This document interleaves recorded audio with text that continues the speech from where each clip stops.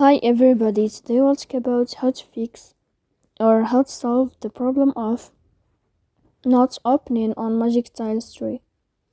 To know how to fix or how to solve the problem or the issue of not opening on Magic Tiles 3, you should just go to settings. After that you can click on apps, default apps, app settings.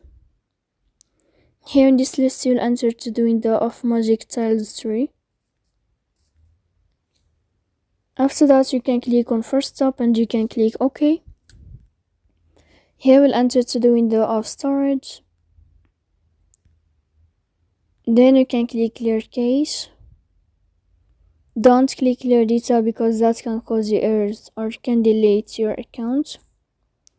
In the end you can turn off your phone, so please don't forget to support us, bell icon, subscribe. See you next time.